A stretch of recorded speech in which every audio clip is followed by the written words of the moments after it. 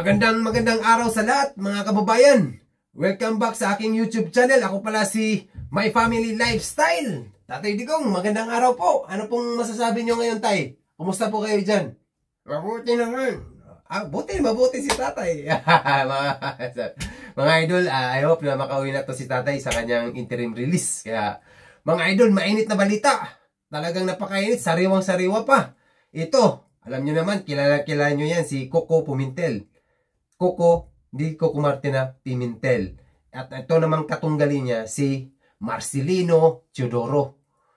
Ito mga idol, itong pag-uusapan natin ito ngayon, ay patungkol sa kanilang candidacy. Kasi si Coco, itong midterm election, ay natalo ni Teodoro. Silang magkatunggali dyan sa Marikina, 1st District, pagka-congressman. Ganito ang nangyari mga idol. Natalo si Coco Pimentel ni Teodoro.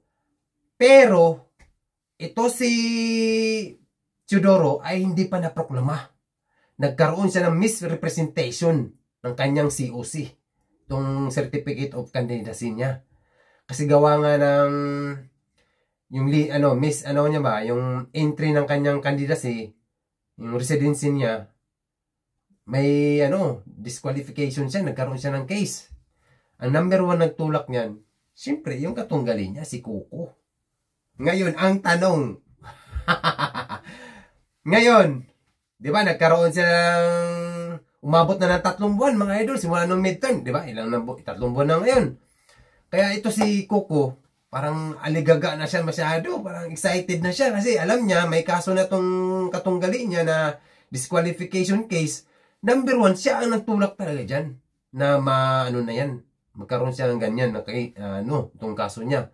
Tapos gusto pa niya ma-final na hindi na talaga makaproklama ito si Siyempre nanigurado na siya, di ba? Ganito yung gusto niya mangyari. Na siya ngayon, itong first division ng Comelec na sana i-finalize na itong niya na hindi na pwedeng maproklama. Sus mga idol, ganito ang nangyari.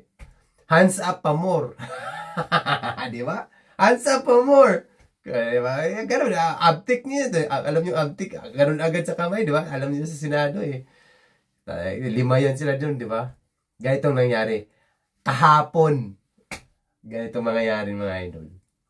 Kahapon, may lumabas na itong Division 1 ng taga-Comelec, naglabas ng kansilahin ang kanyang suspension. Ibig sabihin, inalis ang kanyang suspension ng pagka-proklama. Kahapon Tapos ngayong araw, pinroklama siya ngayon na pagka-congressman dyan sa Marikina. Diba? Paano ngayon yan, Coco? Anong masasabi mo? Sabi ko sa'yo dapat kasi dikit-dikit kayo kaya dito, Tatay Diggs. Diba? Kaya ang lesson lang natin dito sa ating mga pinag-usapan mga idol.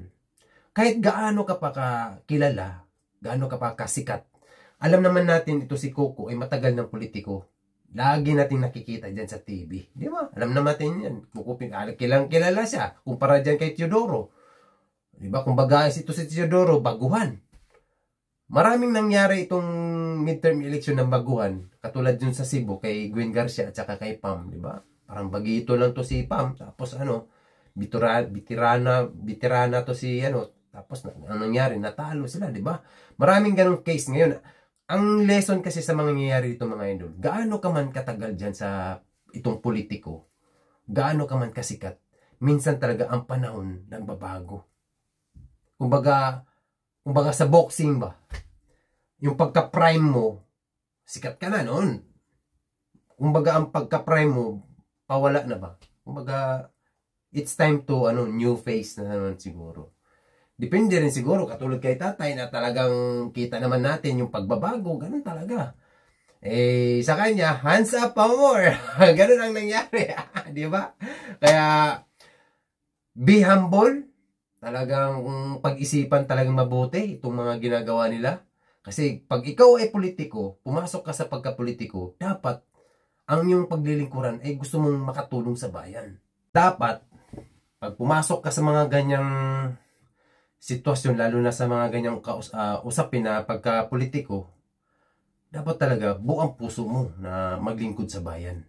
Lalong-lalo na sa inyong nasasakupan. Napaka-importante yan. Kasi doon ka magdating ng botohan eh. Di ba? Kaya I hope na itong nangyari ngayon sa kanila kay Coco Pimentel at saka ito kay Marcelino Teodoro ay meron tayong matutunan na aral. Kaya napakaganda niyang example na yan. Di ba mga idol? Maraming mga ano. At talagang ito naman, yung iba kasi pumasok ng pagkapolitiko, dapat aside sa paglingkod sa bayan, dapat ganun ang motivation at saka mission at saka vision. Meron talaga diyang mga ilan talaga politiko, ginagawa nila ay pang personal. Kumbaga, pumasok lang sila sa pagkapolitiko, gawa ng parang puhunan ba? Ginagawa nilang marami dyan mga idol, mahirap magsalita. Alam nyo naman yan, di ba? Kaya sana, meron tayong makukuhang aral dyan sa kanilang dalawa. Kasi si Coco, sikat na yan. Matagal na na yan sa politiko, pero bakit parang natalo siya, di ba? Merong ibig sabihin, di ba? Kaya ganun, I hope na itong pinag-usapan natin ay ito ay usapang politiko. Nag-react lang tayo sa mga nangyari ngayon kay Teodoro at saka kay Coco Pimentel, di ba? Kaya Tatay Digong, anong masasabi mo? Ayos ba? Ayos na ayos.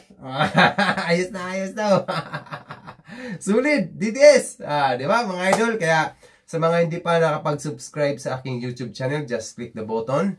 Kaya I hope na magkita-kita pa tayo sa susunod na ating mga pag-uusapan. Maraming salamat. Thank you and goodbye. See you. Bye-bye. Thank you sa lahat. Shout out kay Ma'am Collie Joy. Thank you sa lahat, Ma'am Collie Joy.